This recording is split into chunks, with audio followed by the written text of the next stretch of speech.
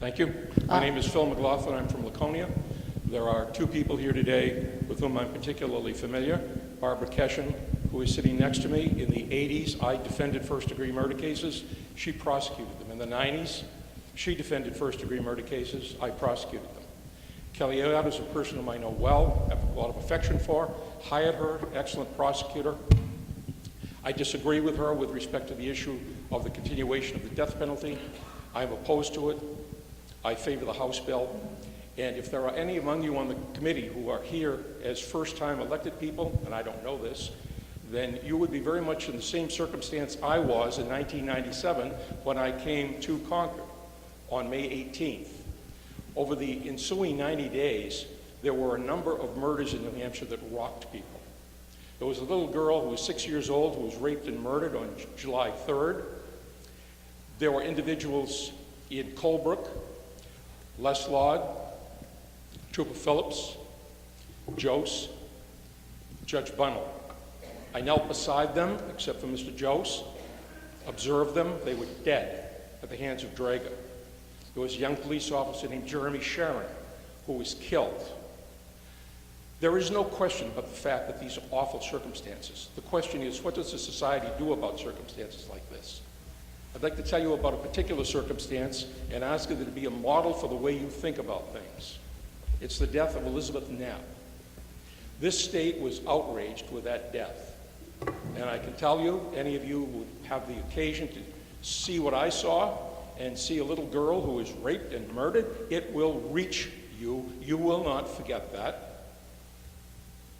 This state was outraged. There was a particular state senior senator who was a Republican and a conservative. I am neither a Republican nor a conservative, but he and I were quite friendly. I think we recognized we had something in common. We were both in the service, and he was well aware that two of my sons were Marines. We got along well. He came into my office, pounded the desk, and insisted that I pursue a death penalty against a man named Richard Buchanan, which I was perfectly willing to do, except for the fact that the evidence that was being produced was that Buchanan did not commit the murder. For years, I kept on my shelf a photo of Elizabeth Knapp. People thought that I did it for sentimental reasons. I didn't. I did it because I saw that photo every single time I left that office. I kept it there as a reminder that I, in the position of Attorney General, who was absolutely certain about something, was dead wrong. That is something to keep in mind when you make up your minds about your preconceptions about the death penalty. Keep it in mind. And in parting, I would just say this. If we were to execute somebody this year, it would be the first time in 80 years that we do it. If it's 20 years from now, it's the first time in a century. There was a state senator a couple of terms ago who had changed his vote and decided to oppose the death penalty, and when asked why he did it, he said, because I couldn't explain it to my grandchildren.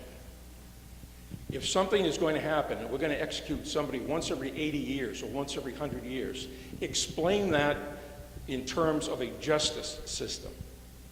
There is no dispute about the horror that occurs when someone is murdered.